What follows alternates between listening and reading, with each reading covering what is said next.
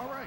Well, this took a lot of time to organize, but I'm very excited, and I'm happy you're both here. Thank you. Flint, please introduce yourself to everybody, what you do. Yeah, hi, my name is Flint, and I'm an archaeologist. I've done archaeology my whole life. My dad was an archaeologist, and I'm just very passionate about sharing archaeology and what we do. I find in general that people don't really understand what modern archaeology is about. And so I'm going to try to get that across while here. That's my goal. Fantastic. Take that microphone and try to keep it about a fist from your face. 1 second. We have to. His HDMI is not working. It's not going through. Mine is okay. All right. We had a bit of a technical issue, but we're up. So Flint, you were just explaining how your passion is archaeologist. You're an archaeologist, and you have this opportunity to sort of educate people on how archaeology is done. Yeah, that's my goal, is to try to share what we do, why we do it, and what our goals are with it, yeah. Okay, terrific. And Graham, everybody knows you. You've been on this podcast about 10 times. Largely thanks to you, Joe.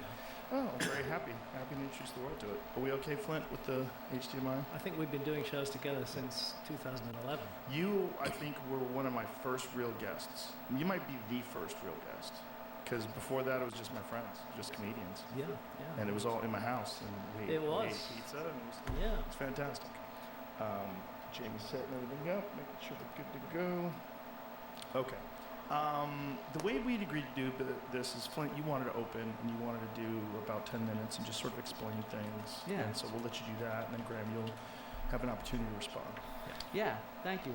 Jamie, do you mind pulling up my screen? Here we go. All right, so look, one of the things that I see when I'm online or in person sharing archaeology is I find it's tough to get across what it is. And so I wanted to start with a fun example. So I understand that maybe not everybody can see the screen. So Joe, do you mind actually just kind of describing what this artifact is? Oh, you're putting this on me, buddy. Yeah, exactly. Well, this says Athenian red figure from 470 BC. And it is two people having sex. It's a man on top of a woman. You see his penis. You see it's it's very graphic. It is very graphic. So what do you think this shares about what archaeology is? Any ideas? Well, I mean, you're finding artwork and parts of civilization that were left behind and have been around in this case since over 2,000 years. Yeah, and for a long time, scholars thought that a piece like this described sort of life in Athens. And they connected to Athenian texts, sort of like Plato describing people having sex even, right? And on the other hand, however, every single piece of Athenian artwork with graphic sex like this, couples actually fucking with penises and stuff like that, ends up in Italy. It's part of an Athenian pornographic export market. And Kathleen Lynch and Sean Lewis and others have published on this. And so the real point is that what we're looking at is the painters are designing something for consumers in Italy, and particularly in Etruria. And this instead fits better in with telling us about life in Etruscans and the kind of stuff that they show in their tombs, sort of romance between people, or the kind of sexual scenes that they design themselves in Italy as well. And the whole point here is that archaeology is not really about an artifact, it's not about a monument, it's about our patterns. And so when we sort of look at how much archaeology there is in the world, this is a map that shows the Horn of Africa with every single archaeological site that's been surveyed there, and there's 171,000. That's incredible. Yeah. It just looks amazing. It's just, and this is just because of the terrain. Many of these are tombs, for example, Islamic and pre-Islamic tombs, and so they're visible on the surface. And so in many ways, when we think about archaeology today in the 21st century, we're thinking about big data sets and trying to analyze them statistically and understand the kind of patterns they put together. And we use innovative technology, sort of LiDAR, lasers from the sky to see these things underground. For example, here are this publication by Canuto in 2018 records 61,480 structures still to be excavated, found with LiDAR and surface survey. Right? And so at the same time... This is for people listening, it says ancient lowland Maya complex as revealed by airborne laser scanning of northern Guatemala. That's amazing.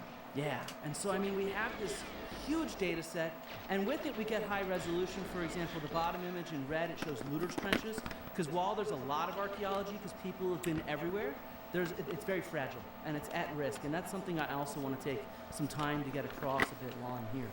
And my own research is very much big data oriented too. I've studied nearly 1 million animal bones and teeth and horn fragments from ancient Greece, like this pile here from the island of Crete, from Azoria. And in particular, I also want to get across the kind of precision we have. Right now, I do what's called isotope analysis. I look at oxygen and carbon isotopes in the teeth of these animals. And by taking multiple samples on different parts of the teeth, you can see the different areas that I've drilled on that tooth on the right? And what that does is it lets me understand the diet of the animal and where it's moving in the landscape seasonally. So in different seasons of the year, I can understand the kind of ways that people are raising animals. We can do this with human remains too. And we can get this high level of resolution and precision that people don't always realize that we have, right? And so in this case, I'm here to try to discuss with Graham and to test his lost civilization hypothesis. He has this, he's written about it in many books, and he's given many talks here and on Netflix, and he's talked about this idea of a lost advanced civilization from the Ice Age, an advanced civilization that's around the globe, right? And in particular, he thinks there was a global cataclysm at that time, and the survivors introduced agriculture, architecture, astronomy, and arts to hunter-gatherers. And so I'm trying to tackle this with an open mind. And I want to tackle this with the perspective of my own experience and my own expertise. And so in that sense, if you think about what Carl Sagan says, extraordinary claims require extraordinary evidence. Graham is in many ways the first person to admit that the evidence he has is fingerprints. It's kind of what he thinks is this technological transmission to hunter-gatherers, but he does not have any direct dated evidence of this civilization. It's, after all, a lost civilization, right? And so what I've been thinking through is, how can my own experience and expertise kind of test this hypothesis in a fair way? That's kind of my goal here while here. And so I'm here doing a lot of research. I'm here to present what I see are two clear disproofs of a lost advanced Ice Age civilization. And I mean, archaeologists were fairly sure this does not exist. We've been looking for this kind of civilization for several hundred years. This idea of a pre-flood civilization has been around for several hundred years. And so what I want to do is focus on where my own experience and expertise is. My dad was an Ice Age archaeologist. He studied Neanderthal caves. And so I want to dig into some of the stuff that he's excavated and surveyed. These are, for example, 100,000-year-old stone tools from Egypt. And so we have just so much Ice Age evidence. And Graham usually ignores it. And he claims that his civilization... Do you have your notifications on or something? The dongle was doing that? If you hit mute, maybe it might stop. Yeah, I just muted it. Okay. Sorry about that. No worries, no worries. And so this So your claim is that Graham ignores those? My claim is that he ignores most of the evidence for hunter-gatherers in the Ice Age, which is... Is that he ignores it, or that he doesn't focus on it as much as he's focused on ancient advanced civilization? I mean, I think that's one and the same. I think if you're going to look at the Ice Age, we need to look at the totality of evidence to understand what's there. And so, for example, he proposes the reason why the Ice Age civilization isn't there is because it's underwater. It's been, we've had 200 feet of sea level rise since the river dries, and therefore it's not accessible. And so I really want to focus on Ice Age coastlines, evidence from Ice Age coastlines and excavations, underwater evidence from the Ice Age, things like that, these areas where he says that archaeologists don't look, but we are looking, and what we find is the ephemeral traces of hunter-gatherers, rather than some sort of advanced civilization.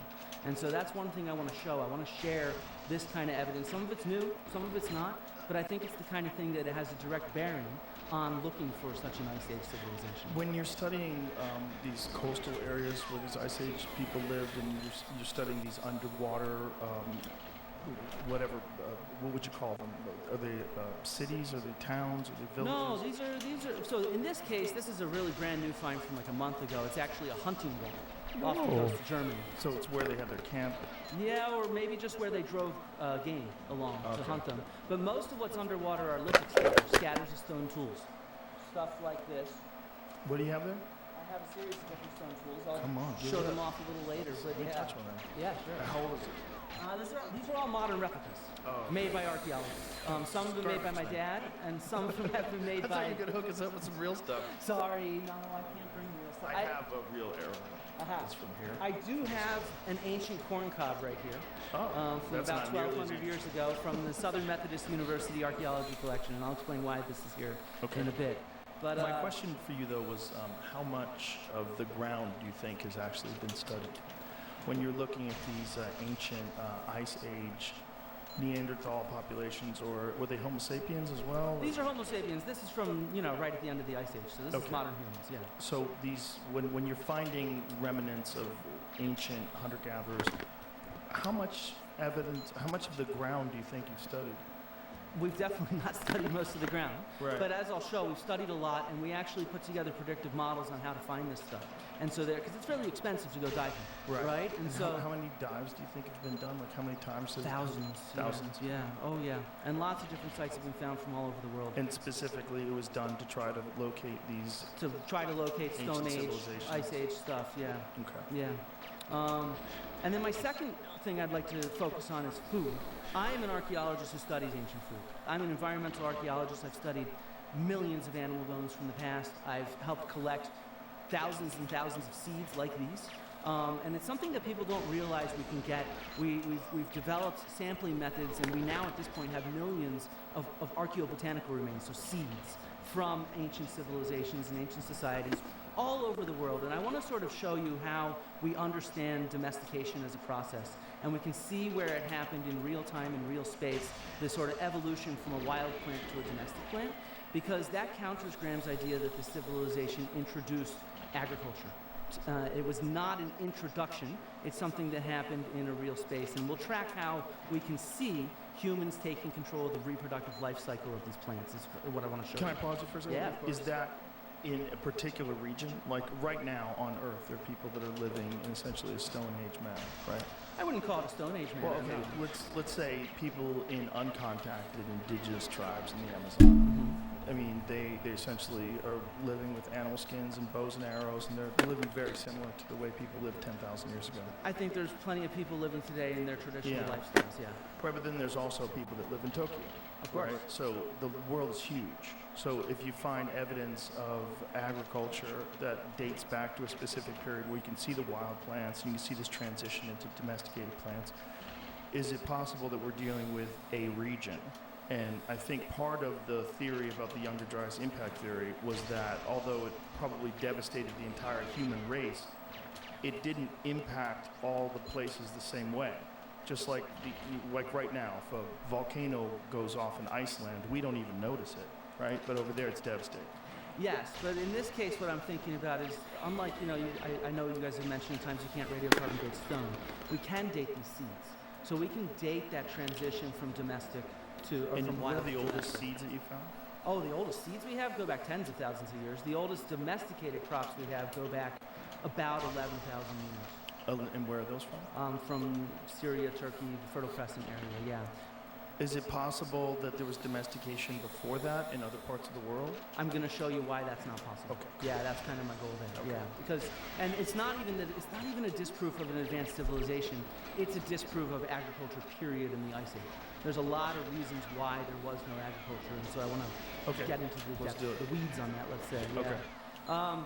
So just to kind of go off, I also want to explain. More penis. I know, man. Flint, what are you doing to us here? Hey, you got to get the audience somehow. These are right? penis pipes? Is that a pipe? Yeah, they are. That's not pipe. It's a lamp. Pole. Sorry. Yeah. Oh, a lamp. Yeah. Okay. But so archaeology. Those are cool. I think archaeology should be open. But of course, in the 20th century, the mores of certain Italian museums, like here in Naples, they kept this stuff hidden. So did they hide this just because of the graphic nature of it? Yeah, but it's now open. For the last 20 years, if you go to the museum in Naples, they have what's called the Gabinetto Segreto, and it has all the erotic art from Pompeii and Herculaneum and things like that. And archaeologists, look, we're underfunded, we're not perfect, but our goal, most of us, is to publish everything open data. And we have at this point millions upon millions of archaeological records available from things like Open Context, the Archaeology Data Service, the Digital Archaeological Record, even the Radiocarbon Paleolithic Europe database. So when you're talking about the Ice Age, we have radiocarbon dates directly dated from 13,000 sites in Europe and Siberia. We have quite a bit of evidence of this ephemeral evidence for hunter-gatherers, if you see what I mean. And so the evidence is just enormous, this database for hunter-gatherers. And so I think it's important that we deal with the existing evidence and see where it leads us, if you see what I mean. And what is the oldest evidence for hunter-gatherers, just for the audience? Oh, God, I mean, that goes back, a million years or something, Million. pre-Homo sapiens. Okay. Yeah. But but in terms of what we would consider Stone Age man or, early Homo sapien, what is like the earliest buildings that we know of? What's the earliest tools that we know of? What do we have? The earliest tools we know of are many hundreds of thousands of years, right? Before modern. Similar to the ones you just showed us? Yeah, well, they're bigger. They're probably, this isn't quite it either. This is a Middle Paleolithic style core that my dad made. But the earliest stone tools are quite large, many of them. But as time goes on, they become smaller and smaller because humans become more efficient at using this raw material, right? Because there's only a few different kinds of stones that you can nap. It's what's called a conchoidal fracture. I'll pass some of these around at some point. We'll do a show and tell. And I'll show you how we can tell the difference between kind of a man-made stone tool versus just a piece of shatter. I actually just watched a documentary or a YouTube video, I should say, and it was really fascinating watching them nap them. Yeah, exactly. They do it with like a piece of leather on their leg, and they knock the top of it. It's very interesting. You even have some lovely deer antler that could be used for that, right? Yeah, it's pretty cool. Yeah. Okay, so continue. So you were saying that we have a very clear chain. Essentially, you're saying there's a clear chain between what we know of in terms of like hunter-gatherers and then more modern civilizations. It's a pretty linear line. No, I don't see it as a linear line. Not linear, that's a bad, but that you know at what point in time it started, I should say. I think what we can say is we can understand, start pinpointing the starts of domestication and things like that. But I think that what this big data set that we now have shows is there is no linear trajectory to human culture. It's actually very heterogeneous what happens. It's different in different areas of the world, and therefore we need to understand the local context to understand that. And that's really what it's picturing. I mean, in many ways, like I think Graham's TV show is fun and interesting TV, but I think it misrepresents what we think of as the birth of civilization. We don't really write or teach about that anymore. It's very different in different places. Even the very term civilization is something that everybody has a different definition for it, so we almost never use it. I never use the term civilization while teaching or writing, for example. It's a term that you can use to mean anything. And so it's like this grand narrative approach to human prehistory is something that's from the 20th century and not really a component of 21st century archaeology is what I would say. Got it. Okay. Yeah. And so I just want to end with a couple questions for Graham, if he's willing. At different times, he's described the civilization that he's looking for from 12,000 years ago. It was advanced to, say, our own civilization in the late 18th or early 19th century. And so, as an archaeologist, we study technology, we study the material remains of the past. And so I wonder what we're trying to look for, right? And so I know that this is kind of how the last conversation with Michael Shermer started. And so I get that, but I do want to just quickly say Graham has acknowledged that there's a good chance there's no metallurgy, for example, with this civilization. He said maybe a decision was made not to use metals.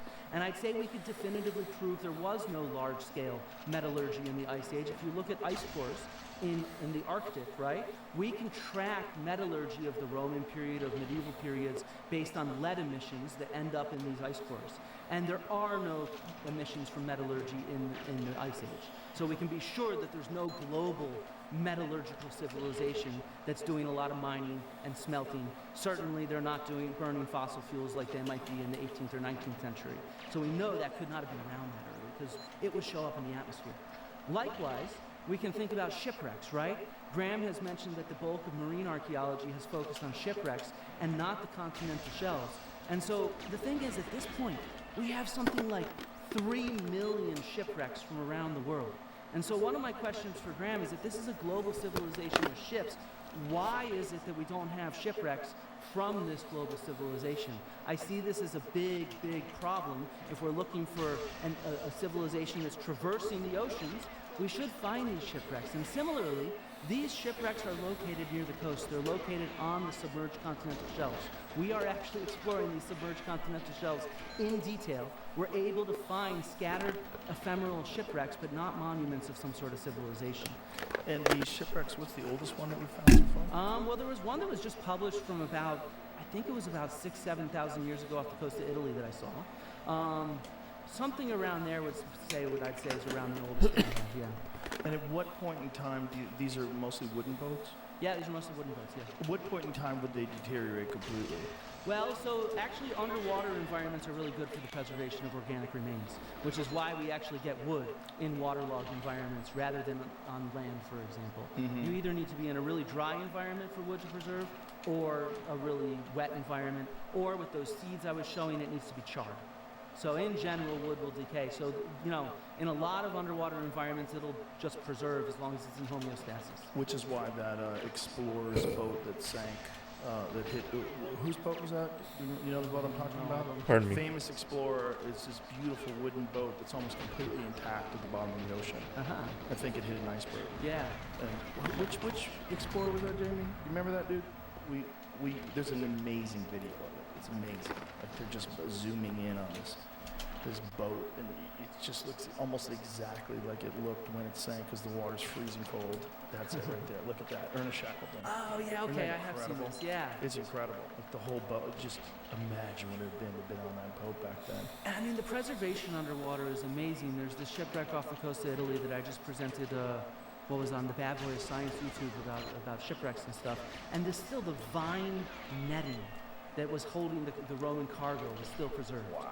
And so the just underwater preservation is just freaky. And is it, would it stay that way for 20,000 years? Oh yeah. Oh yeah. There's this idea that things just decay the older they are, and that's really not true. It depends on the burial environment that they're in. So taphonomy is what archaeologists use to study how things survive and how they are there. Mm-hmm. And so typically when things are buried, they're very stable. Or when they're, sitting, it depends on where you are on the bottom of the ocean. But typically it's very, very stable. In fact, the worst place to be is the tidal zone. So when sea level rise is very slow and an area is stuck in that tidal zone, things will get battered. But if things are deeply deposited quickly or sea level rise is very quick, that actually helps preserve stuff. And so that's how we can still find these kind of shipwrecks and ice age sites and other sort of settlements underwater. Now, what about the shifting of sediment at the bottom of the ocean when you're dealing with things like 10, 20,000 years ago, 30,000 years ago? Yeah, so there's actually, I was just talking with Jessica Cook-Hale out of Bradford about this. And actually, so she's done some studies off the coast of Florida of sort of hurricanes that are coming in today because she's excavating Stone Age shell mounds there. And it turns out actually that the hurricanes coming in today really don't disturb them much at all. Yeah, she's published on that. So obviously it's going to... So it's mostly surface? Yeah, it's going to depend on the specific environment is the answer. Mm-hmm. So certain environments, it's not going to preserve. Others, it will. Yeah, it's variable. Okay. That's the reality of it. Was there any other questions for Graham? Wait a second. I just wanted to end by saying, look, archaeologists, what we find is what we publish, right? We are not trying to keep stuff hidden. If I found Atlantis, I would publish Atlantis. Klaus Schmidt found Göbekli Tepe. He published Göbekli Tepe. And so I think that that's really important. We want to change and rewrite history. That's how we make a name for ourselves. Every article I have published and most of my colleagues have published is something that is adding and changing our picture of the past. We're not locked in on a specific narrative. What we're trying to do is update the picture of the past for each other, for our colleagues, and for people all around the world. On, bro. To sort of give a sense of, human culture and the diversity of it, the resilience of it, and how we've survived this long so that we can learn from it. Okay. Great. Flint, first of all, thank you for joining me here. Oh yeah, thank you. It's in a way a historic occasion because as far as I know, this is the first time ever that a mainstream archaeologist has sat down in a public forum and debated somebody who's looking at the past from an alternative point of view. And I'm grateful to you for sitting in the hot seat and doing that. I think it's really valuable, and I hope the audience will find it useful. I'm going to try and recall a few of your questions. The lost civilization that I'm thinking of is like a black hole in space to me. It's like something missing in the story of our past. To the extent that I can put form on it, I think we're looking at a civilization, like all civilizations, that emerged out of shamanism. I believe that they did have rather advanced astronomy and a knowledge of the world, but I don't compare.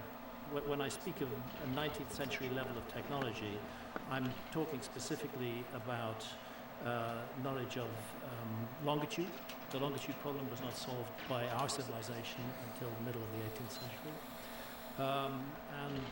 I'm talking about knowledge of very hard to observe astronomical phenomena such as the precession of the equinoxes.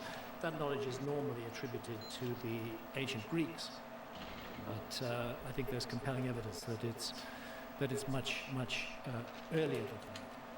I'm not quite sure where to start with my first presentation, but you're telling us that archaeology is very keen on new ideas and wants to really explore and investigate the past. Is that right? That's my perspective. Yes. That's your perspective. Right.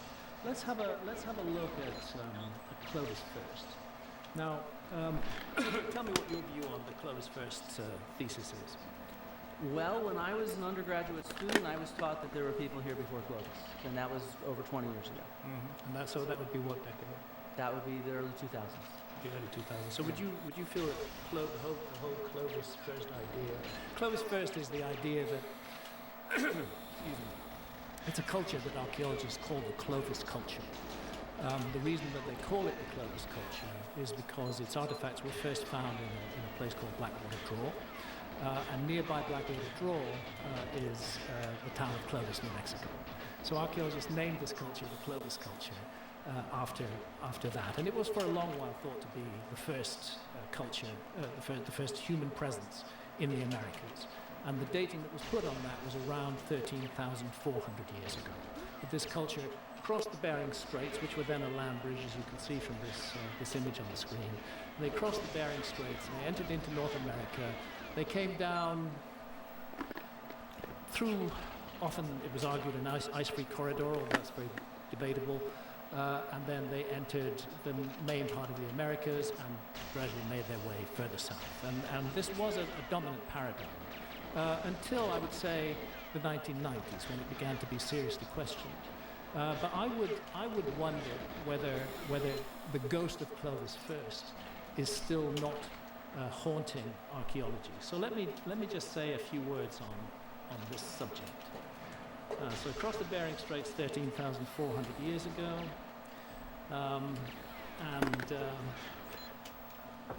there's a single common origin. Supposedly that was the idea with Clovis first. There have been recent genetic discoveries showing a very close relationship between Australasians and certain peoples of the Amazon rainforest. We talked about this before in the show, Joe, and I can go into that in more detail later. A huge amount of evidence from South America has a bearing on this subject. This is the typical tool set that the Clovis people were thought to have used. Despite the fact that you're telling us that Clovis first is being debunked since the 1990s, really, and you were taught that it was debunked in the 2000s, we can find New Scientist publishing in this in 2013, questioning the Clovis first model. And those who did question the Clovis first model, I do love your picture of this free and open and generous archaeology, but actually archaeologists can be very, very mean to other archaeologists who disagree with them. And the example of this is Jacques Sainte-Mars, who investigated Bluefish Caves in the Yukon and found evidence of human beings there more than 20,000 years ago. Now, if that evidence were correct, it would blow the Clovis first model out of the water. People are suddenly in America more than 7,000 years before Clovis. The reaction to that was not welcoming. The reaction to that was fury at Jacques Sainte-Mars. And here's the Smithsonian. Rather than launching a major new search for more early evidence, the find stirred fierce opposition and a bitter debate, one of the most acrimonious and unfruitful in all of science, notice the general nature. And it was a brutal experience for Jacques Sainte-Mars. He likened it to the Spanish Inquisition. Audiences paid little heed to his evidence at academic conferences. They gave short shrift to the evidence. Then his competence was questioned. When Jacques proposed that Bluefish Caves are 24,000 years old, it was not accepted, says William J.C. The fact is that Jacques Sainte-Mars was ruined by the archaeological reaction to his discovery. His career was wrecked. His research funding was withdrawn. He was ignored by colleagues in the halls of academia. He was insulted and humiliated. It destroyed his life. But he was right. And the fact that he was right was later confirmed. It was confirmed that indeed human beings had been at Bluefish Cave. There's the publication from 2017, I think. January 2017, confirming that all along Jacques Cinq-Mars had been right, and that the ruining and destruction of his reputation for saying something that other archaeologists disagreed with had been wholly unnecessary. And again, the study raises serious questions about the effect of the bitter, decades-long debate over the peopling of the New World. Did archaeologists in the mainstream marginalize dissenting voices on this key issue? And if so, what was the impact on North American archaeology? Did the intense criticism of pre-Clovis sites produce a chilling effect, stifling new ideas? Who's more foolish, The search for early, the fool or the fool who follows him? for early science. So Oh. here's Clovis debunked. They were telling me that it was I don't know debunked why I in do this, 1970, brother. But here's Clovis being debunked again in 2007. Don't worry, my man. I'm not calling you a fool. Here's Clovis being debunked in 2000. That's a Obi-Wan quote from episode 4. It was debunked in the 1990s. It's weird to see it still being debunked in Star Wars, 2012. the first one. It's like there's something still there to debunk, isn't there? Wikipedia entry. Why do you water fast? recent Why do you scientific only consensus drink has water changed for to acknowledge the 50 presence hours? of pre-Clovis cultures in America, ending the Clovis first consensus. This was a piece from the 15th of April. For gloves. 2023. Oh, for winter? Oh, My that's God, so here's the ass, big man. Think, April That's so ass. 2022. Sorry, man. Clovis apparently still needs to be debunked. It's like a zombie. It keeps on haunting archaeology, and people keep on having to debunk it. And I'd like to just mention Tom Dillon. Pugilism, what is that? Discovered the site of, excavated the site of Monteverde in Chile. And What he is found that? My evidence that vocabulary human always beings between grows 14,000, maybe as much as 18 when Toad is in the years chat. ago, in the Like, deep fuck south this guy, of South man. America.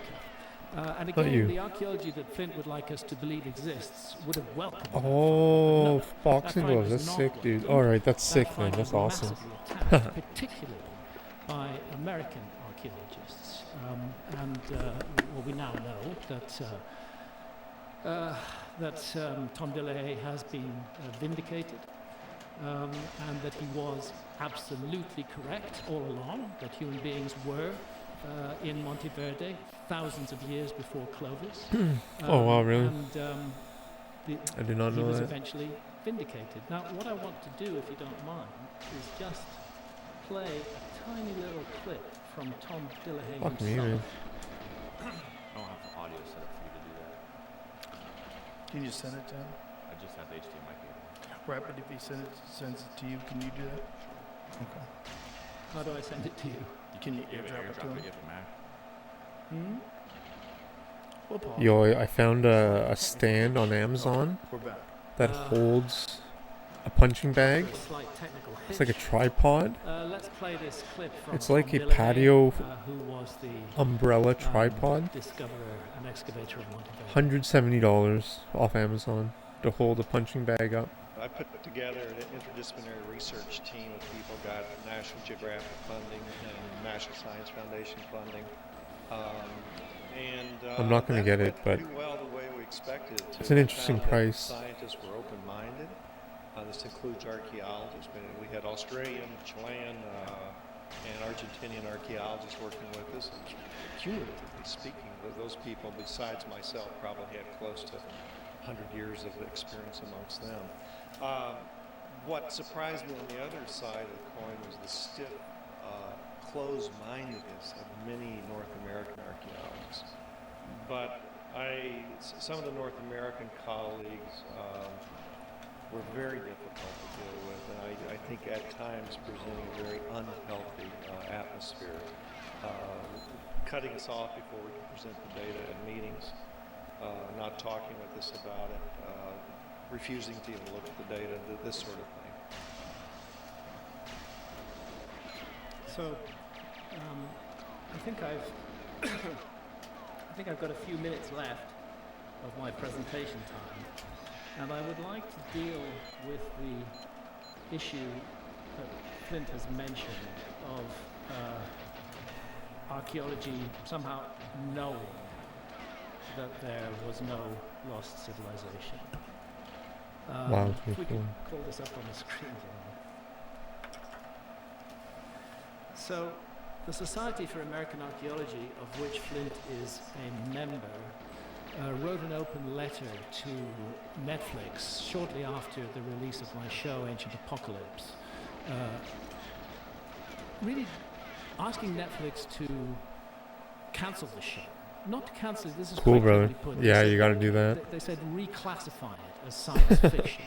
Dang, Now, to dude. my mind, what is the result of 30 plus years of work on my part being reclassified as science fiction is as good as cancelling it. So Netflix did not reclassify it as science fiction, but archaeology, the Society for American Archaeology, says that it really sees no evidence for an advanced lost civilization of the Ice Age, and that it's simply, my series is simply entertainment with ideological goals.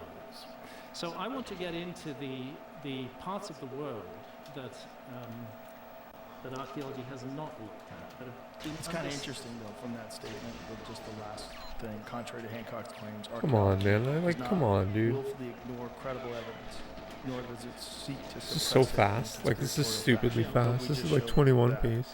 Yeah, we just showed in the case of Tom Dillahay that his evidence was suppressed, that in the case of Jackson Hart, his How many evidence was suppressed. How many boosts is that? That's like the that's like my fastest run ever. About the work of these No guys, way. that they What? suffered Kratos 22. humiliation and Kratos great fucking legend. What up, brother? in Thank you for the raid, advancing their man. work. And furthermore, I'd like to make another What? point. How are you, man? I don't think there's Yarp. an archaeological conspiracy Yeah, against I me. am Yarpin. What up, brother? How are you, man? I'm not so conceited. I don't imagine there's a conspiracy. I don't think Good, that's archaeologists are sitting sick. together in a cabal, conspiring. What up, against me. I Kratos? think that archaeology is locked into a mindset about the past where my ideas simply seem Oh my preposterous. god, I my. think it's very annoying to archaeology that those ideas have some What, an agent? resonance, with the Hey, yo, public. we're nice, I man. absolutely Sick, dude. refute any suggestion that I have ever Sick, said brother. that archaeology is involved in a conspiracy against me or is trying to suppress my work. That is That's nonsense. interesting. Look, Aw. there's the Sahara Desert.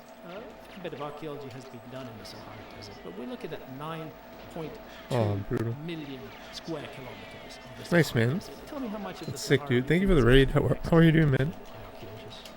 I'd say a bunch of it has been surveyed, including by my dad. No. How much has actually been excavated?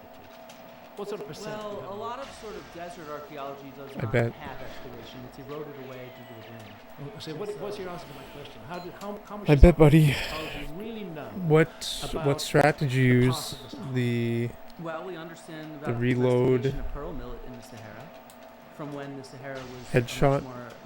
much of it was actually double ZMG because it was not desert, so we can see the domestication of pearl millet. in looking so over the many- rail. We can see My ice question age is sites my across question it. is related specifically to my subject. Has enough of the Nice, buddy. Yo, Sahara thanks for the raid, man. been Appreciate that, homie. excavated for archaeology to exclude any possibility that they've missed anything important in the Sahara? We have found thousands of sites. Of Oh, no ephemeral way, that hunter-gatherer sucks. Remains in the Sahara. You still not You have to answer run my after him, question. too? How much of the Sahara has archaeology actually looked at? I have no idea, but quite a bit, Graham. What do you mean by quite a bit? What I mean is that due to remote sensing, Oh, due it to surface sucks. survey, and due That to sucks. archaeological excavation, we actually have reasonable coverage across the Sahara. We understand that during green periods in the Neolithic, we can see agricultural villages, and before the Neolithic, we can find ephemeral hunter-gatherer camps where they were train. knapping stones. But the fact of the matter is, Oh, if rather I'd get something, it'd be heavy Sahara has bag. been excavated, and 99% Wow, I'm saying I had hasn't. 20 seconds. So That's to the say same. that there's no possibility of any traces of a lost civilization in the Great Sahara train, seems yeah, to me a that's- bit, premature. That's totally Particularly since fucking. during the African humid those period, two there were levels several of them, the Sahara could go was terribly really wrong. fertile, and was Fuck a yes, yeah, very buddy. attractive environment in which But I mean, I'm not. I might come on to the ancient maps issue, but But there's you an gotta ancient fill it. map You gotta up there find which stuff to shows fill it it. Like, what would you use to and fill it? oddly, it coincides very much with a radar survey of the Don't you have to like Sahara find your own done in fill? 2015 showing river channels. I in thought it exactly came the places filled. shown in that ancient map. I Thanks, think the brother. Sahara is a Thanks, man. fascinating, Appreciate it, dude. underserved area by archaeology. And the plain fact We're of the doing matter okay. is We're it's having expensive many to work very there, good it's runs difficult today. to work there, and archaeology has done very. We're still warming up, I guess. Not no work. Not no work. Yeah, man, really. Not enough to write off the possibility that evidence might be found in the future. You know, you're basing this on our technology now. Let's look 200 years in the future. Look how much archaeology has progressed in the last 50 years 200 years in the future, the technology. My program hasn't updated my emotes, but channel, which channel? My channel? Is one of those Subs. underserved areas, as far as I'm Whatever. concerned. I got some new emotes. I'm just gonna guess what they are. About 5.5 still covered by rainforest. Did that show up? It's bigger than India. Really? Well, here's an article from Nature. 95% of the Amazon has simply not been investigated at all, and those bits that have been Water-filled heavy investigated bags? are Yeah. minuscule by comparison. Yet, where investigation is taking place in the Amazon, astonishing finds are being made. And these are in the Brazilian state of Acre, and geoglyphs have been found there. And I've recently been with, not all archaeologists are as opposed to my work as you and your colleagues, Fred. But I've been with Martti Paasinen, who's a leading archaeologist studying the Amazon. I've been with Alceo Ranzi, who's a geographer. I feel like those would be more realistically hitting a body. With Fabio Davies, Yeah. who's a LiDAR expert. I don't know. I don't know what they fill them with at the what's it called? At the gym. At the gym, I like the sand. I don't know if it's fully sand or partially sand. Huge, enormous earthworks, geoglyphs, which, were we to find them in the West, we would recognize them as. All right, one more. Just one more. I got a bunch, but the amount of workmanship that goes into these earthworks is stunning. And they are very precise, very geometrical. You have squares. Let's get this time, boys and girls. Let's get this time. More of the same. Tequino is a gigantic site. These are just scratching the surface. The archaeologists who are working on these sites thanks for the raid on me. believe that there are thousands and thousands more of these geoglyph sites, that they're just touching the edge. When I was there with them back in September 23, I think it was, we actually did a bit of LiDAR work. We put up a drone with LiDAR attached, and we found new geoglyphs that had not been found before, within a mile of geoglyphs that had been found, but still covered by canopy rainforest. And Martti and Alceo are of the view that if we were to really investigate the whole of the Amazon from this point of view, we would have to revolutionize our whole view of human history. That archaeology has hardly touched this incredibly important region. And therefore, I do not believe that archaeology. I use a website. I think it's called easygif.com. I think. I think you told me. I think you also recommended that to me. That might not be the right URL. And those who are doing that work are convinced that there's much but it's something like that. Thousands more of these geoglyphs. And you can edit your GIFs frame by frame, and you can resize it. You can make it square. So you can download any GIF from the internet. And you have 60 frames to work with. I think Nick Fleming says that's Twitch limit. Sites have been investigated underwater over the So you just make it square, you make it under 1 megabyte, and you make it 60 frames long. Bada boom, bada bing. You got an emote. Submerged areas that have been investigated. I was very excited when I saw this, but it turned out that it was just another search for shipwrecks.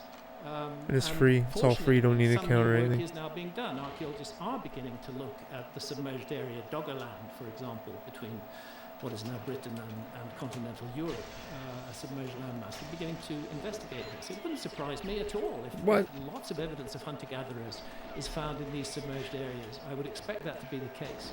But to say that enough work has been done to rule out the possibility of a lost civilization. Bada boom, bada bing.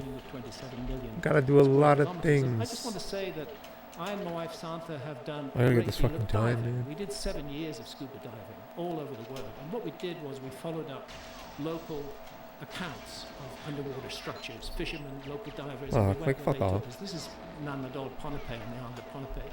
You go a bit further underwater and you start finding structures underwater. Go a bit further still and you find this huge column underwater. This is at a depth of 27 meters. That column has been submerged for more than 13,000 years.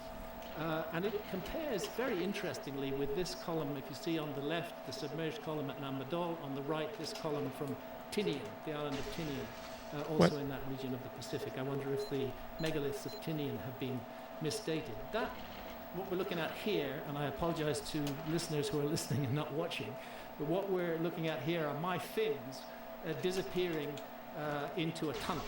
And that tunnel looks to me, this is in Japan, by the way. Oh, like, come on, man. That tunnel looks to me very man-made, particularly when I get inside it and find on each side, two big megaliths piled one on top of the other. And then when you come to the 16? end of the tunnel, Wow. you see ahead of you these two massive megalithic blocks directly in view from the tunnel. That's a shot that Santa took of me diving beside those megalithic blocks, just to give you a sense of the scale of them. They're enormous. No, they did not fall from a cliff above. There is no cliff above. And there's their What the fuck? Context.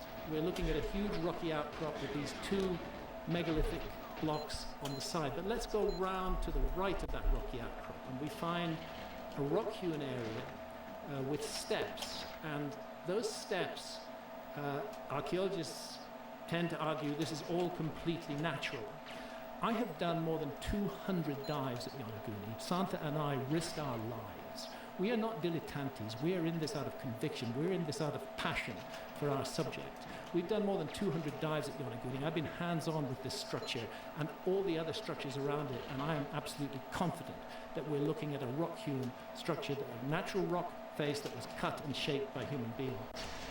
Here at Karamak, we're looking at a stone circle underwater, depth 30 plus meters, 32 meters I think, been submerged again for more than 13,000 years. There I'm videoing for scale. You can see somebody down that, beside that central megalith. Flip, do you think nature made that? I see no evidence of it being man-made, if that's what you're saying.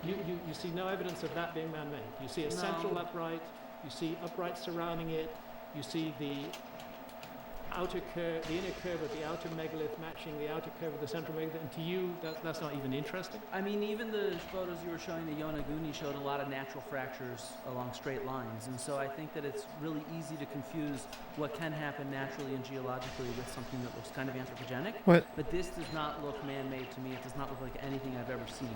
I think I can only really do 2 bullets if I want 22 this strat on the third cam. I think I can only afford 2 bullets. A 2 bullet. Let's see if this is 22. That there's no way, in his opinion, that this could have been made by nature. This is a rock wall off Taiwan. Again, Santa and I went diving there. That's a local diver called Steve Shea. He's showing us this rock wall. We can get in close to it. We can see a pediment in front of it. And if you get up close, you can see that it is actually made of individual blocks put together. Let's go to India, southeast coast of India.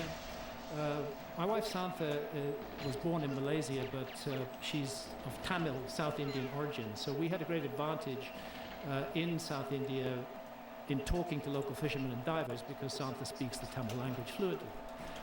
And we had asked them, are there any structures underwater here? And they said, you bet there are. There's a whole city underwater here. And we've complained to the government about it because we keep catching our nets on it. And fishermen have to go down, and sometimes they die trying to free the nets. We'd like the whole thing cleared away. So we said, would you take us out there and show us? And it took some time to put it together. This was an expedition with the Scientific Exploration Society in Britain that I put together. Like, fuck you, man. Low-tech expedition. But when we got out there, come on, tell me these are man-made. Tell me these are natural blocks. It's a very blurry picture, Graham. Well, just tell me that they're natural blocks. Tell me. I cannot tell for sure with these photos. Okay. There I'm putting my diving. Wow, insane boost. I didn't get to see though. And there, and then a curved wall. Actually, the team from the National Institute of Oceanography in India, who were with us, were intrigued by this. Do you have any more photos of that, maybe more convincing? No, that's what I've got.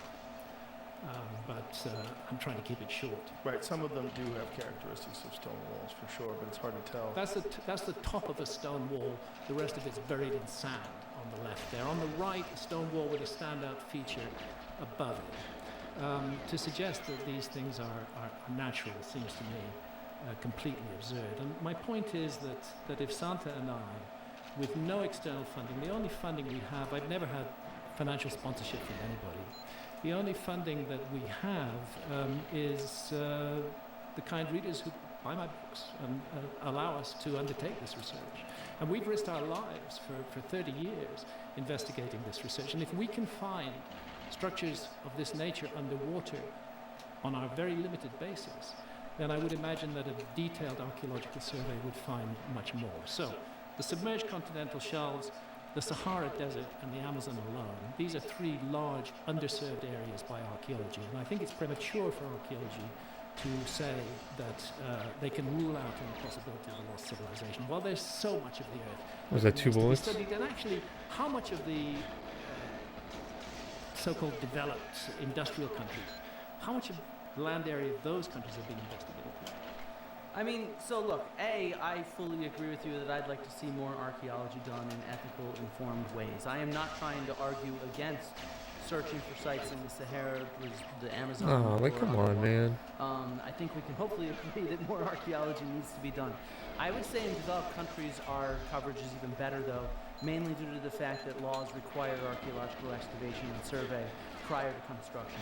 So whenever there's sort of construction going on in cities, there's archaeology happening. Whenever pipelines or highways or things like that are being done, there's survey and there's excavation. And so, I mean, at this point, our numbers of archaeological sites are well in the millions, right?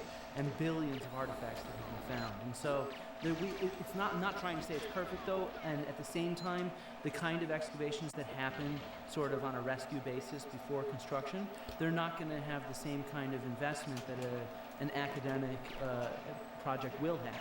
On the other hand, an academic project's going to make a much smaller hole, you know, because we are focusing on maximizing. Okay, let's dig in. Time to dig in. So, you know, in no way am I trying to say that archaeology has perfect coverage, but we do have quite a bit of coverage that people are unfamiliar with, and we do have quite a bit of coverage of this late Ice Age period, where we have many, many thousands of sites from ephemeral hunter-gatherers, underwater, above water, right, and elsewhere.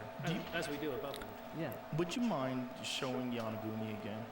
Because those other images aren't nearly as compelling to me as some of the right angles and what looks like passageways and that curved surface. Yo, you know what website has amazing GIFs? Tenor.com. Oh my god. Like, this website is insane to get GIFs. So I look at that, I'm like, it's blurry, it's green, it's odd. And it's like Google search. You search the GIF, bro. You would have a different impression of it. Maybe it would look more like a no way, Agent. That sucks. I'm so sorry, bro. No. This blows me away, but the other image blows me away. Why? The curved front of that feature and what looks like steps to the right of it. So there's that tunnel. That's crazy too. Damn, bro. That's crazy too because the lines line up. No it looks way. like 2 blocks were cut and placed on each side, and there seems like a very clear passageway in between them. Especially since at the end of the passageway you're confronted by this. This is what you look at. These are crazy. Like, if these are natural formations, they are so bizarre that you have enormous straight lines and right angles that look like they were cut, and not just straight on one side, straight on all sides. You might go, yeah, so look at this slide. You can see even to the right of those 2 blocks, Dang, dude. What Graham is calling blocks, you can see these sort of we do. angles that are made.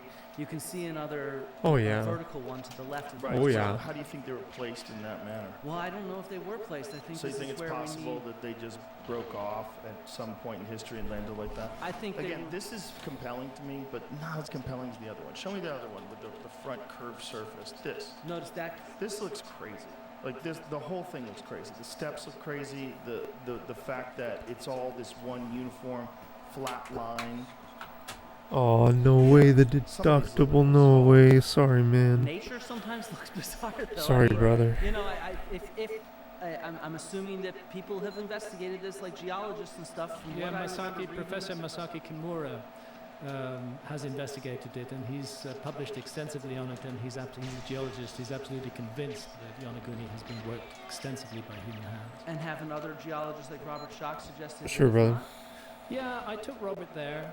His initial impression was that it was man-made. Later, he changed his view. That's fine. He did 3 dives there. But I mean, I don't know. I've seen a lot of crazy natural stuff, and I see nothing here that to me reminds me of human architecture, and I've seen human architecture all over the world. Jamie, go to that one that we were just looking at with Graham. It's lower right, like below the main image to the right-hand side. Yeah, the next one. That one. Yeah. Oh, like what?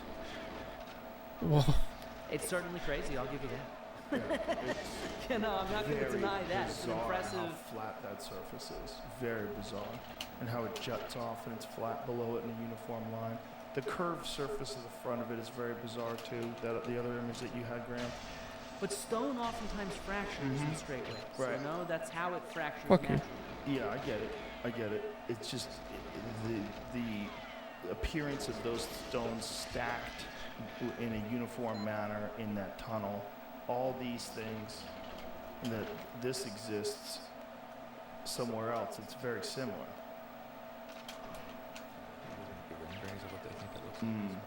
I mean, regardless, we still have no dates from this. We have no artifacts. We do have dates from the submergence. You're looking at material that's more than 12,000 years old. Well, you're looking at stuff that was above land. This was a tough dive, a massive current flow. This is Karama off Akajima in the Okinawa group of islands. To me, Flint, it's stunning that you see that as a totally natural thing, but I guess we've just got very different eyes. The central upright, surrounded by upright megaliths, all cut out of the bedrock, very similar to the chamber recently excavated at Karahantepe, where you have uprights cut out of the bedrock as well. It seems to me inconceivable that nature could have made this, that nature could have separated out this central upright and then created the uprights surrounding it in such a perfect way. But it's not totally perfect, right? Like, look at the back. The back is much larger. Yeah, there's a piece on the side that seems like it's cut out, and then there's a piece in front that seems like it's cut out. But even the one to the lower left is not. It's not cut the same. It's odd that you have that passageway when you're looking down, and it's sort of uniform on all sides around the monolith. That's pretty fascinating. It's interesting. My point is, not nearly enough work has been done by archaeology. And how long ago was this above ground? About 13,000 years ago, somewhere of that order. That was the last time it could have been done above ground. Otherwise, nature, if you believe so, has done it. But I'm pretty confident we're looking at it. What is the most compelling evidence that you've seen in an underwater site of man-made construction or moving of stones? I repeat, this is Karama. I'm only showing a fraction of the slides that we have from Yonaguni. Yonaguni isn't simply that terrace. It's a whole series of monuments which continue over a distance of a couple of miles underwater. There's a huge stone face carved out of the rock. There's a passageway. Down at the bottom of Yonaguni, rocks have been cleared to the side away from the passageway. It's the combination of all of these different things across an area of 2 miles off the island of Yonaguni that make that one of my high priority sites for man-made workmanship. And the Indian sites are also extremely intriguing, and unfortunately none of that work has been followed up, which is a pity. And when we come to what you call rescue archaeology, Flint, if we come back to Northern Europe, for example, I mean, the last place on Earth that I would look for the remains of a lost civilization is Northern Europe. Because Northern Europe was a frozen wilderness during the Ice Age, and any lost civilization worth its salt would not have focused a lot of effort on Northern Europe in that time. The place to look is down near the tropics, down near the equator. It's in places that weren't horrifically cold and unbearable during the Ice Age. And when you talk about rescue archaeology, this is one of the problems I have, is that there is no targeted search for the possibility of a lost civilization, because archaeology is already convinced that no such thing could have existed. So what we get is accidental discoveries. Somebody's building a road or building a dam. They call in the archaeologists to see if there's any archaeology that's going to be disrupted, and some archaeology is found sometimes. That's how the Cerruti Mastodon site near San Diego was discovered, because roadworks were being done there. But this is not a targeted search for a lost civilization. This is accidental discovery. I would maintain that in the Amazon rainforest, in the Sahara Desert, in the 27 million square kilometers of continental shelves, massively underserved by archaeology, and in other areas of the world, archaeology's fuck you. I fucked it up. I'm an idiot. I don't know why. I tried to look up sooner. I should have just kept looking down. I always look down when to the table, because it helps me play the boost better, but I try to look up to try to get the camera better. I think I'm just going to look down and start looking up when I hit Boris, as I usually do. Damn it. that they can absolutely rule out any possibility of a lost civilization. Okay, Flint? Yeah, I mean, so if you want to, Jamie, do you want to look up the site Pavlo Petri? Pavlopetri. This is a site in the Aegean, and this is an example of kind of what, I mean, I could boot it up on my computer. So if you look at this, you have very clear stone courses, for example, underwater, and it's not just sort of stone courses and walls that we find. This is from a few thousand years ago. What we find actually are a ton of artifacts with it, right? They dive, they excavate, they pull up ceramics, they pull up stone tools, and they are able to therefore show that this was an occupied place. This is obviously not due to sea level rise, this is due to tectonic activity, that this is now underwater. Helike off the north coast of Greece also is another one that people have suggested might have inspired Plato's Atlantis, because it happened during Plato's lifetime that city was submerged underwater. And so we actually do find, from more recent times, actual underwater sites aplenty. And Pavlo Petri, what year was that? I think it's from about 3,000 years ago or so.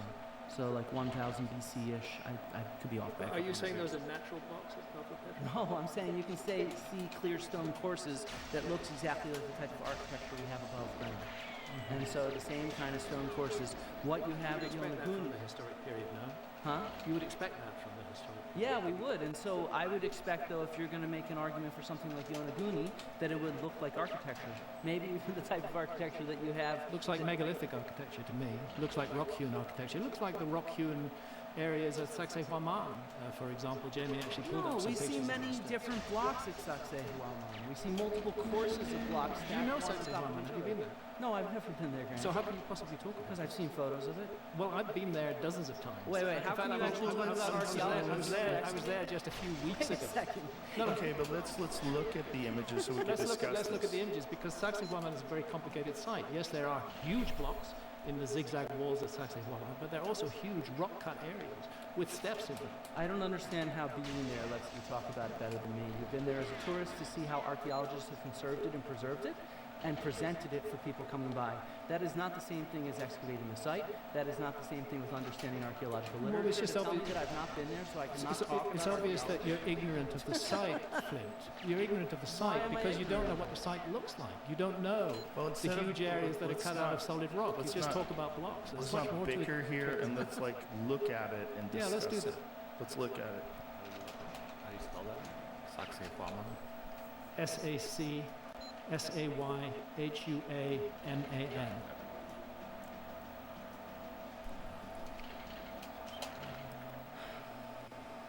Now that's the blocky walls that we've been talking about.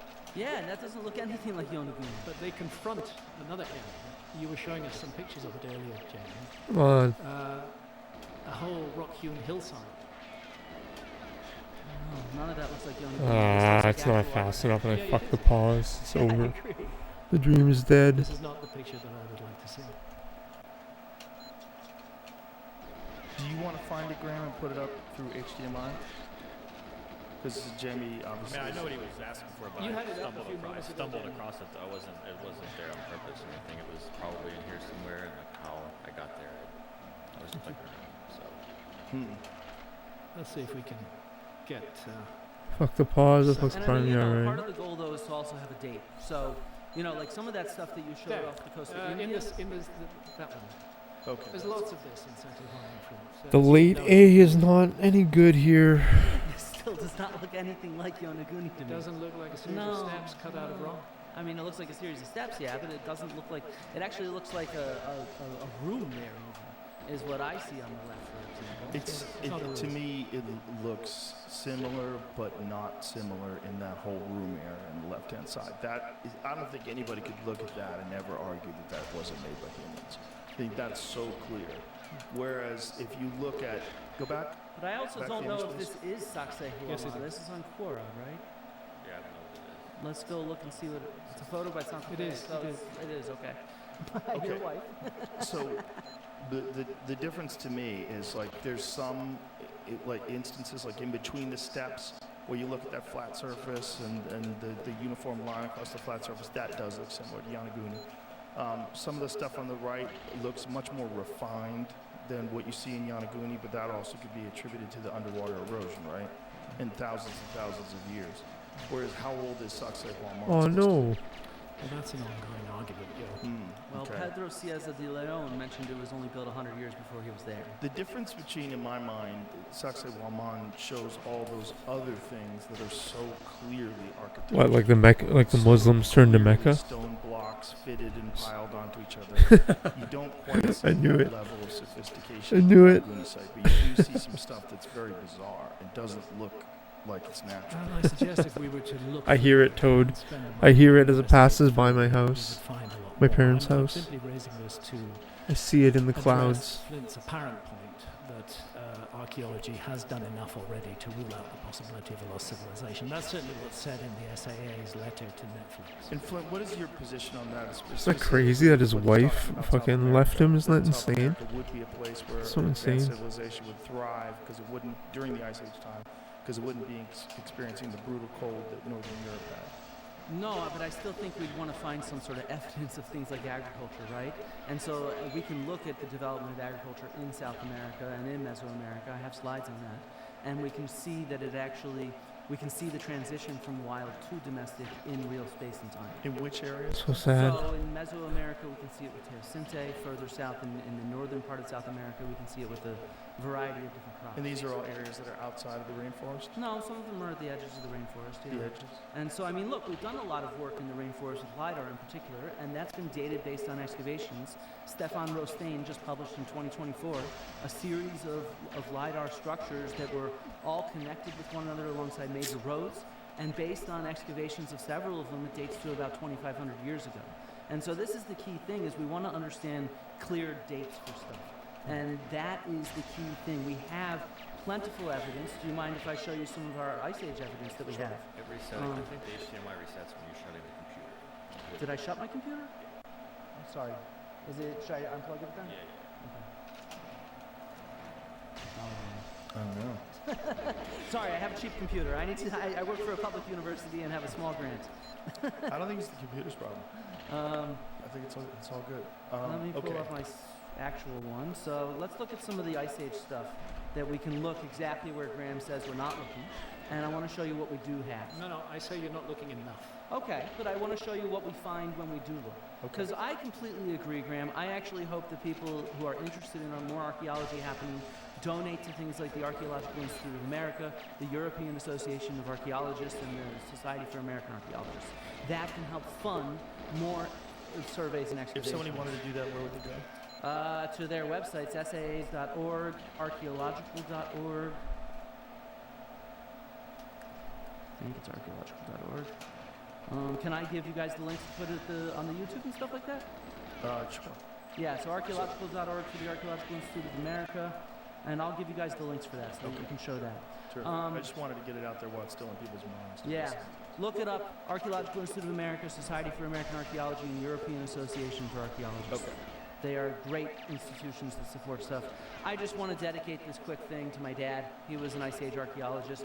He innovated how to do mapping and how to look at stone tools, and please blame him for any of my mistakes, any of his colleagues that are listening.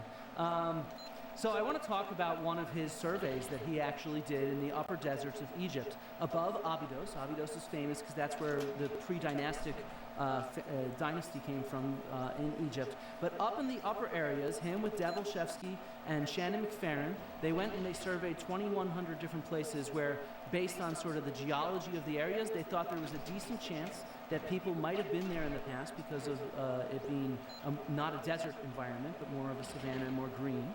And because of erosion, there might be stuff visible, right? So they targeted these areas and they found, nearly 200 different sites, all dating to the Ice Age, dense scatters, some of them dense, not all of them were dense, like this one on the right, of lithics, of stone tools that showed people working in place, and they mapped them out in the desert. They have 36,000 different artifacts that they found in this survey. And in many places, they could actually refit these back together so they could understand that people were doing this right here in this spot. And so, one of the great things about Desert Survey is because of all the wind erosion, we actually should have exposed more architecture, more artifacts, and because it's so dry, things like organic material preserved sometimes as well. And so we actually have this picture of stuff that's different than, say, in a more temperate zone. But if we start looking at underwater sites, I talked with Dr. Jessica Cook-Hale, who's now at the University of Bradford, who has done underwater dives and found Ice Age sites off the coast of Florida. So this is in the Gulf of Mexico. Jamie, I have to give this to you. Sorry. I have a video here for you. You could airdrop it. No, I don't No, know it's if I okay. have Just give airdrop. me the flash. Yeah. He's got it. I'm low-tech, Graham. Well, it's just Windows. Yeah, I know. Isn't that part of a big lawsuit right now?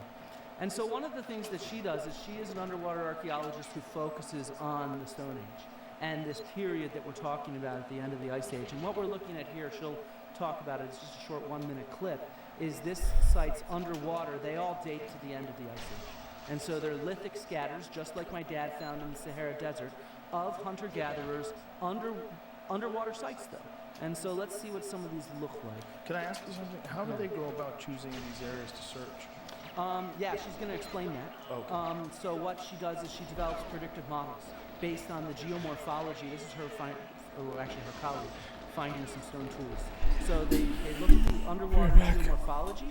They take known sites above water, and then they predict where they might be able to go and successfully find material. And then they go dive, and often enough they do find that material. And they're able to find... Here we go, yeah. Good. Has some of the densest terminal Pleistocene and early Holocene occupations in the American Southeast, or definitely in Florida. We don't just do random dives. We go back from the known to the unknown. We look at terrestrial patterns. We look at cultural types. So periods where people were using shellfish as a subsistence base. It's really important to look at those sites on land and say, what are the factors? What environmental patterns, cultural patterns can we tease out of these larger distributions? And then we project it offshore, and if we're fortunate, then after we pull all those threads together, this is what we get. And so, yeah, this is just like with my dad when he targeted areas in the Sahara. Now she's at University of Bradford, and they're doing dives in different areas of Europe, and they're specifically targeting this kind of Stone Age material from this period, and they're able to ugly ass find it. pillows in the And background. so I'm gonna I think that's spruce up important to understand my because this scene. material is Wow, there I to know, find, right? even though it's very much ephemeral material from hunter-gatherer camps. And this is oftentimes outcrops of stone for making these kind of stone tools. So that's what they're actually finding, is where they're making it, looking at the geomorphology to find them. And so if we, let's get past this. We already talked about this wall, but I also wanted to bring up other kinds of underwater finds that have been found from the Stone Age. Kosker Cave, it's a painted cave. It's 115 feet underwater off the coast of Marseille, found recently in 1985 by Henri Costet, and it's dated to 27,000 and 19,000 years ago, and dated by radiocarbon. It's actually the painted cave with the most radiocarbon dates from it, right? And this is what we have. We have panels of black horses. It's one of the only painted caves with sea creatures. For example, these auks, I think there's some stuff that they describe as jellyfish. There's a black stag. And so we actually are looking underwater and successfully finding this kind of material. But it's not just underwater, because I don't think we need to stop there. If we look at this culture in Europe at the end of the Ice Age, this Magdalenian culture that's associated with most of these painted caves from about 17,000 to 12,000 years ago, the exact period that Graham's civilization should date to, we have radiocarbon dates from a large number of these caves, very clearly locked in time. And what do we see? They're actually, even with sea level rise, they're only a couple miles from the Ice Age coast. So these are very, very close. There's not room for some sort of empire there or civilization. I claim no empire. Okay, that's fine. That's just another way you misrepresent my work. Okay, I'm sorry for misrepresenting your work, Graham. But there's no room for some sort of large agricultural civilization along most of these coasts, because the way sea level rise has worked is it's variable in different places. And so we actually have a whole lot of coverage near to Ice Age coast from the end of the Ice Age, not the glacial maximum. Can you explain those lines? Yeah, so these are lines based on at 100 meters and 120 meters of sea level rise, which is about the amount that existed from the Younger Dryas. There's more from the glacial maximum, but that's 20,000 years ago. We're talking about 12,000 years ago at the end of the Ice Age. And so all these caves on the north of Spain are only a few miles away from that Ice Age coastline. So just, short walking distance. Right, so anything that had been submerged would have to be within those boundaries. Yeah, exactly. And there's only a few miles there. It's not like a huge, untapped landscape to look at, if you see what I mean. Not in the Bay of Biscay. Not in the Bay of Biscay, not in many places. But take the Sunda Shelf, for example. Okay. Enormous amount of submerged material there. I'm not disputing that we're going to find hunter-gatherer sites underwater. I'm simply saying, and you seem to keep evading this issue, that not enough has been done to rule out the possibility of a lost civilization. There were hunter-gatherers all over the world during the Ice Age, and of course we're going to find hunter-gatherer sites underwater. But to say that we've done enough underwater archaeology to rule out the possibility that something very surprising might be found underwater, to me is actually dishonest. There's just not enough being done. There's not enough being done in the Sahara, there's not enough being done in the Amazon, and there's not been done enough on those 27 million square kilometers of submerged continental shelves. The whole area between the Malaysian peninsula, the Indonesian islands, out over to New Guinea and Australia, the submerged Sunda Shelf and the Sahul area, to me is absolutely fascinating, and not enough underwater archaeology has been done there to rule out the possibility. I'm not saying that we're not going to find hunter-gatherer sites, of course we are, but I'm saying that for archaeology to claim and to quite viciously and unpleasantly attack me for suggesting the possibility that there might be a lost civilization, to make that claim while having failed thus far to investigate thoroughly the vast areas of the submerged continental shelves, the vast areas of the Amazon rainforest, the vast areas of the Sahara Desert that have not been investigated, that claim is premature and that claim is disingenuous. But we have thousands of sites from these areas. I don't care how many Graham, sites you've give got. me a second. There's 3,000 underwater sites Graham, that have been found. Graham, working with archaeology is working from the known and what we actually have towards the unknown. And when you say that we're not investigating these areas, I'm showing you that we have. We have evidence from all... I admit you have. Okay, so let me explain Don't and share misrepresent with people. I'm not misrepresenting Of course you've surveyed some of those areas, yes. We've surveyed quite a bit of them, and quite a bit of them are on What do you mean land. by quite a bit? How much of the submerged continental shelves Graham, have I'm actually going been to keep studied? showing you areas that we have evidence for. Why do we have so much evidence for ephemeral hunter-gatherers, but not evidence from an advanced civilization that is global? That should leave behind monuments that are far easier to find. Instead, what we get are plentiful sites outside and in caves that show coastal interactions. We have evidence of these hunter-gatherers interacting with the coastlines. They're collecting shellfish and fish. They're turning them into beads. They turn whale bones into points to hunt with and to other kinds of artifacts. And these whale bones and these shells don't just end up on those coastal sites. They end up further inland as well. So we can see all over the world this kind of coastal interaction. And it's not just areas like that. So for example, sea level rise is not even everywhere. Just on the southern coast of Crete, I've been here. Dr. Tom Strasser has showed me around the site. Very thankfully, I'm very much in debt to him.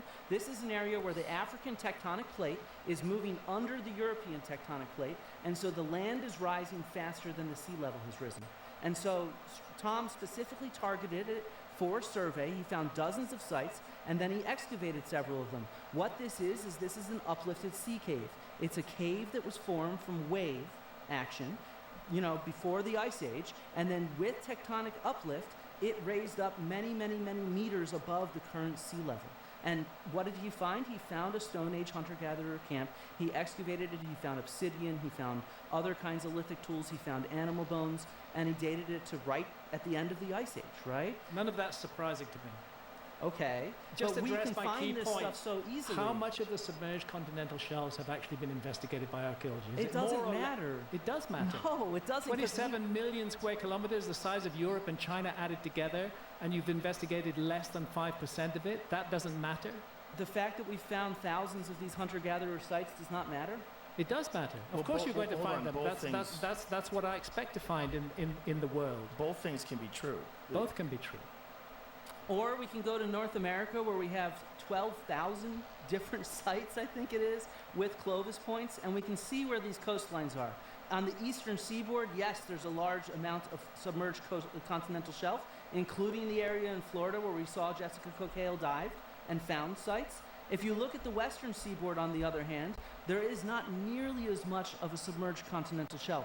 And what's really interesting about the western seaboard is not only have we been exploring it for 40 plus years, and we have multiple sites dating to this period at the end of the Ice Age, sometimes with wood and cording, other times with stone tools, all of them hunter-gatherers. 1 second, Graham. Sure. And so you mentioned this Clovis first hypothesis, right? Mm-hmm. It's been decades. You bring up news articles and headlines that say that it's still being debunked. That's not what archaeology is. Our articles ourselves don't say that. Our articles instead present new hypotheses like the Kelp Highway hypothesis, because scholars do not write the headlines for media articles. I cannot help how journalists portray what we do, okay? And so what we're looking at is this new migration pathway, the Kelp Highway hypothesis done by John Erlandson and others. And what we can do is we can specifically target areas that are above water. So what's happening along the Pacific coast, north in Canada, is the glacier is melting, and that causes sea level rise. But the weight of the glacier pushes down the land, so as it melts, there's less weight on the land, and it's called isostatic rebound. So there's a whole chunk of the Pacific coast along Canada where it's above land right now for us to excavate. And people have been targeting that. Out of the University of Victoria, for example, Duncan McLaren has found footprints right there on what is an end of the Ice Age coast from about 15,000 years ago. These are footprints in beach sand from 3 different people from this analysis.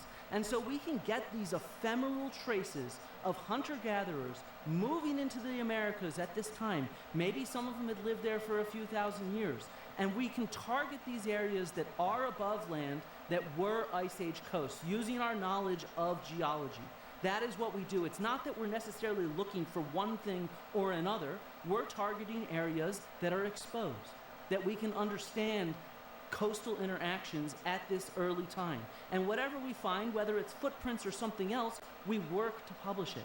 And then we put together clear dates of the stratigraphy in order to get it at high resolution when these people were walking on this coastline, on this beach, if you see what I mean. These 3 different people right here. But how did you feel when Tom Dillehaney, Tom Dillehay was the excavator in Montevideo. How did you feel when he was describing what was ultimately true, but was being dismissed and he was being shut off and people weren't willing to look at the data? How do you feel as an archaeologist? Oh, I think that's complete. I don't mean that what Graham's saying is bullshit. I think it's complete bullshit for any colleagues of mine that try to shoot down actual evidence. That is ridiculous. I'm not trying to say that all of archaeology is like any community of people. There includes some assholes. I have worked with some assholes before, right? And so I would say, though, that to represent that as all of archaeology is kind of silly, because most archaeologists don't focus on the peopling of America. Me, I do ancient Greek research. When people arrive in America does not impact the research I do, for example. All my Greek colleagues, all people that do Chinese archaeology, people that do archaeology of Australia, none of those people really have a horse in the game for the peopling of Americas. And so if there were a few asshole archaeologists, well, then I condemn them. I think that is a problem, you know, and I think that there are, just like in any community of people, whether it's politicians, entertainers, or in your neighborhood, there's assholes. We should say that that's the wrong way to be. And if those people are assholes, I think that's a problem. Flint, you were showing us a picture of Florida. Yeah. Recently, the submerged continental shelf around Florida. Mm-hmm. Let's go back to that. Sure. That's why I interrupted you. And apologies for doing that. You're fine. Now we're looking at the Florida Peninsula. And just to the right of that, we're looking at a large island that was above water during the Ice Age. It's in the light shaded green area. The dark shaded bit is the island called Andros. But what we're looking at is the Bahama Banks that were above water during the Ice Age. So this might be a good opportunity to get into the controversial issue of Bimini, which is one of the many issues that I featured in Ancient Apocalypse and that I've been attacked for. Do you mind if I actually finish my PowerPoint first, or? Oh, go ahead. Yes. Okay, sorry. No, you're fine. All right, we'll go back to Bimini. Yeah, we can get to Bimini in a second. I do want to point out that right in downtown Miami right here is an archaeological site called Cutler Ridge. which also dates to the end of the Ice Age. It has shells, it has lithics, it has even, I think, human remains, and it shows that kind of coastal interaction not too far from the Ice Age coast. It's just a few miles away. Sorry, let me you get have images of that? No, I don't think I do. I'm sorry. No worries. We could Google it if we want. But I do want to just sort of end this little thing by saying that we have coastal Ice Age archaeology from around the world. From Africa, from Asia, from Australia, from the Americas. Everywhere you look, there are Ice Age coastal sites. For example, this set of beads from a burial of a child from La Madeleine. These are marine beads found inland. They were embroidered into the clothes that this child was buried in, right? It's about a 7-year-old little child buried there. And so you get these kind of pictures of the past, of the people that lived in this sort of tough terrain and exploited the coasts all over the world. And so I just want to really emphasize underwater archaeology. We find things, for example, like a seawall off the coast of Israel trying to combat the coast level rise that was happening in the Stone Age, right? We have lithic artifacts on submerged archaeological sites all over the world from different periods. And so we really are looking for this. Now, we're not just finding shipwrecks, and we are finding plentiful Stone Age stuff, hunter-gatherer sites, and it just sort of, it strikes me as unbelievable that we have so many thousands of sites that show coastal interactions at the end of the Ice Age from these hunter-gatherers, but we have no evidence of a lost advanced civilization. That strikes me as, maybe this doesn't disprove it, but it makes it very, very hard to swallow, if you see what I mean, because nobody really understands how much archaeology we have. We have a lot these days. It is a study of big data. It's not a study of just going to one site after another. It's about aggregating this to understand how people were living at the past, and sometimes zooming in to get pictures of individual people and how they survived. To draw, I have to really repeat myself here. Yeah, I can go back up here. We're looking at Bimini? less than 5% of the continental shelves that have been studied at all by archaeology. I'm not surprised that we find hunter-gatherer traces underwater. I'm very glad that we do. I would be very surprised if we didn't. But what I'm saying is that not enough of that 27 million square kilometers has been investigated. Only a tiny fraction has been investigated. And that fraction is not enough to draw the conclusion that we can absolutely say there was no lost civilization. Same goes for the Amazon rainforest. Same goes for the Sahara Desert. But can we say there's no evidence for an advanced civilization in what they have studied? In what they have studied, yes, we can say there's no evidence for an advanced civilization. But that brings us to another issue of what is studied and what is not studied by archaeology, which we can get into, and we will get into. But I would like to go back to Flint's inundation map of Bimini. It's here. We just beneath the compass rose there, can we highlight that somehow? Down yeah, here? the submerged Bahama Banks, the Grand Bahama Banks. You're on them now. That was a big island above water during the Ice Age, and it actually stayed above water until about 6,900 years ago. So let's just talk, because I know Bimini has been a very controversial issue. I don't know if it's a controversial issue for you, but certainly for a large number of your colleagues, the suggestion that the so-called Bimini Road is a man-made artifact has been mocked and laughed at a great deal. I'm not sure if mocked is right, but I've definitely heard it's a geological sand beach. Yeah, it's the beach sand. Can we see it? Are you familiar with the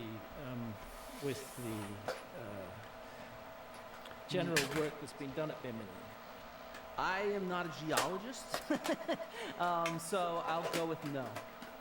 Okay, but I've heard from other geologists that it is definitely not man-made. Okay. Well, can I put my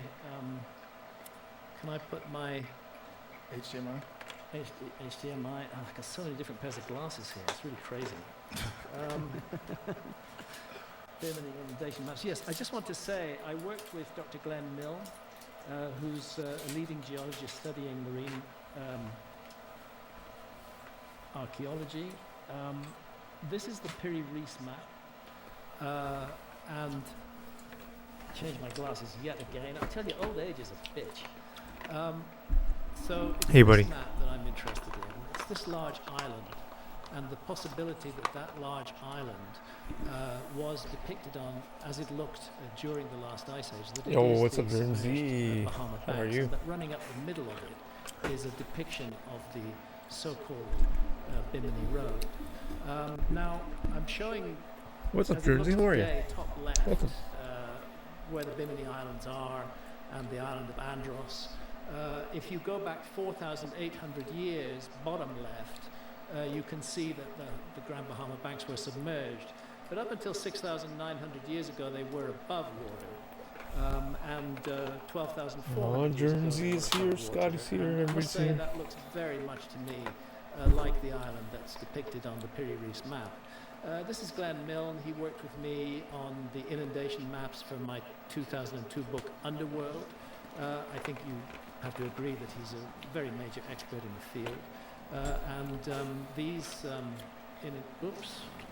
These inundation maps that he has given us are a very accurate representation. And those original maps, the ancient ones, how old are they? That's the 1513 Piri Reis map, which was based on more than 20 older source maps, as he tells us in his own handwriting. We only have a fragment of the map. It's full of inaccuracies and problems. But I'm just... Do you know what would convince me? What?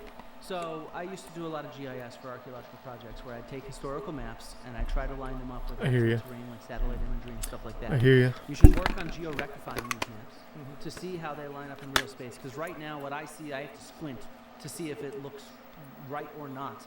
And so I think working with something like a GIS expert to georectify this stuff and show how actually accurate it would be, where you could actually statistically measure that, would make it a lot more convincing in my mind. No, that's a very good idea, Flint. Thank you. Can we see images of the Bimini Road itself? I'll show you a couple of slides.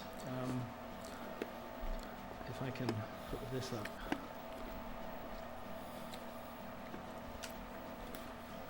Come on. And that's me diving on the Bimini Road. True. And so these are arranged in what fashion? I see just small segments of it. No, there's a huge, extensive area. Runs for about more than half a mile right off the coast of Bimini, of these blocks. Now, what I want to get to here is the suggestion that Very this true. is totally a natural site. You're not familiar at all with the work that's been done on this front? It's not my expertise, no. Yeah. Because if you read the literature, you'll find that archaeologists constantly refer to work that was done by Eugene Shin and a couple of other geologists arguing that A, Bimini Road is totally natural, and B, that it's pretty young. It's only 3,000 years old or so. But this is an area where there's a real problem, because in the literature on that, archaeologists cite the 1980 and later work of Eugene Shin, which itself cites his 1978 article. But the 1978 article is very hard to find. I had to do a lot of work to get hold of it, and I did. And actually the 1978 article contradicts almost everything that's said in the 1980 and later articles. The whole authority for... Are there any artifacts from the Bimini Road? Because I've excavated road surfaces and I've found lots of artifacts. As an artifact. But let me just play you again, Jamie. I guess I'll have to airdrop this to you. Let me just play you a little clip from Eugene Shin, upon whose authority the Bimini Road is being dismissed as totally natural and very recent. Could we airdrop this, Jamie? And then I'd like to show you what a road surface looks like under excavation afterwards, from a project I work on in Romania. Very true, very true. So this is the guy whose said. work on Bimini is used by archaeology to dismiss it as A, totally natural, and B, totally recent. So we would hope that he would be an honest person, that he wouldn't disguise his own findings from an earlier period of time. How do I play it? Oh, you play it, okay. And this is just a little clip from Eugene Shin. Yeah, I remember when I first met you, I was a young graduate student at Erasmus. And I remember running into you, and you were carving this stone statue. And somebody asked you what you're doing with it, and you said you were taking it over to the Bahamas and throw it overboard and hoping that these sheep would climb it. So I don't know if you've followed up on that. Well, someone told me they saw it in a magazine somewhere, but I kept waiting for, something to really happen next. The guy who's planting artifacts on the Bimini Road is the main authority that is used to dismiss the Bimini Road as a man-made structure. Did he actually do that, or was he just joking around about It's not clear. I think joking about it would be in very bad taste as well. And especially referring to the sheep who think that it might be. Well, it's certainly not a scientific approach. It's not. To my mind, it's very not a true, scientific man. approach at all. I think this is the moment where Very I'm true. going to do my sort of second major presentation. Do you mind if I quickly show some images of a road surface? Yeah, I'm please. very happy for you. Sure. Jamie, do you mind showing the HDMI? I would like to see better images of Bimini Road. Maybe Jamie, there's So- loads of images of Bimini Road on the net. In Romania, we did a series of magnetometry surveys. This is called Histria. It's sometimes referred to as the Romanian Pompeii. And so to ground truth our magnetometry survey, we opened up trenches to find these Roman roads. And so what you see when you look at Roman roads is you see pottery in the packing of it, you see animal bones. In fact, they specifically use these complete foot bones from cattle and horses, and amphora toes. Amphora are these kind of ceramic vessels used to transport wine and olive oil and things like that, as drainage. And so, as you dig into a road surface, you expect to find this kind of material. Everywhere I've excavated roads in Greece, in Italy, and in Romania. And how old are these roads? These are from, this is about 2,000 years ago. Yeah. And so this is the kind of packing that you get. You get plentiful artifacts associated with roads all the time. And there's no reason, I could see maybe the animal bones not preserving underwater, but ceramics preserve really well. Those thousands and thousands of shipwrecks that we've excavated, most of what we find is the wood from the ship and then ceramic vessels. Yo, what's up, Stash? So How are you, man? ceramic is virtually indestructible once it's high fired. What's And up, so, Stash? this is the 2 kind more of stuff that we days. find alongside road surfaces, and we find it everywhere in the world.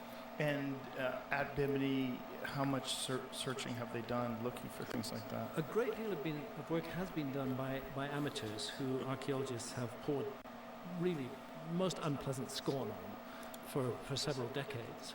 But that work has, in my view, been highly valuable and has been worthwhile doing. I don't claim that the Bimini Road is a road. That's just what it's referred to these days. I do claim that it's a very large 2 more days. megalithic structure. I agree with you, Scotty. which was Well said, brother. rising sea levels. So calling Yeah, it very a road is close-minded. an unfortunate term.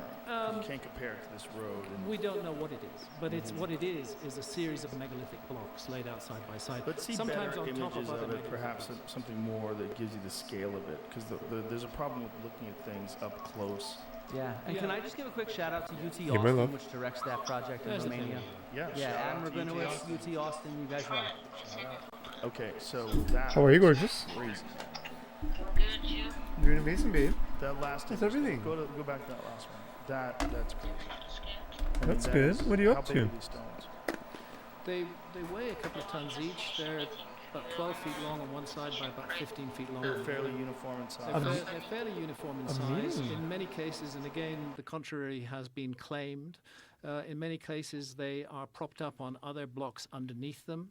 There are multiple layers. And in many cases, the bedding planes do not, in fact, slope as one would expect if this were natural. They're horizontal, and this is one of the things that's been missed in the geological literature. Go to the one in the upper left-hand corner, Jamie, please.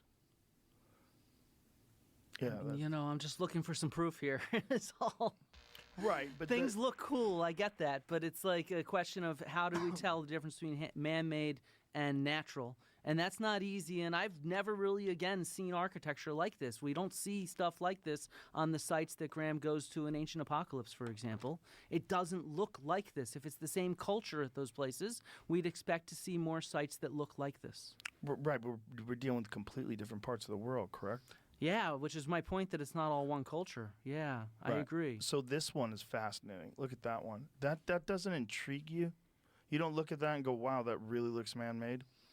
I think it looks really cool, but again, I've seen a lot of. But if you knew for sure that was man-made, wouldn't that sync up? Like if you knew for sure, if this had been dated and everyone knew where this came from, and you saw this, and this was from an archaeological site that was well known and established, you would look at that and say, yes, that fits that. If you wouldn't look at that if it was in a well-known archaeological site and say, oh, this piece is man-made. All the other stuff is clearly natural. I mean, look, to me, I don't see anything that tells me that it's man-made is all I can say. I screwed that up. What I meant to say is I get what you're saying. If you looked at this, you wouldn't say this is natural. If you looked at this at a known archaeological site, I just reversed it, sorry. If you looked at this at a known archaeological site and there was other structures there and then there was this, you would say this is a part of that. You wouldn't say that this is natural. Not necessarily. So there's a site that I worked with. But look at this right here. I get what you're saying. But you know what I'm saying? Like if there was other structures next to that that were clearly man-made, you would assume, I would think, that yeah, I gotta keep open mind true. Sorry, my friends, change plans. I am going to read somebody. I gotta go right now. There was this one example of a perfectly circular depression at this site in north of Pylos. And so we kept saying to ourselves, it's in the middle of a stone structure. And so we went back and forth on whether it's man-made or not, this circular depression. Geologists showed up, they said, nope, that part's not man-made. Thank you, brother. See what I mean? We listen and collaborate with geologists who understand how to tell the difference. Well, we definitely know that happens with sinkholes. There's a great example of this very circular Thank sinkhole for being here. It was like hundreds of feet deep, right, Jimmy? That one that swallowed up those buildings? And it looks crazy. Like someone took an apple core to the earth, and it's just nuts. What can happen? Yeah, it's nuts. It's That is nuts. But that's sort of a different thing than stones being laid out in a uniform fashion like that. No, it wasn't here. What was the name of this? What are you looking for? No, he was looking at Pylos, which is not the site itself. It was an early Helladic site north of it.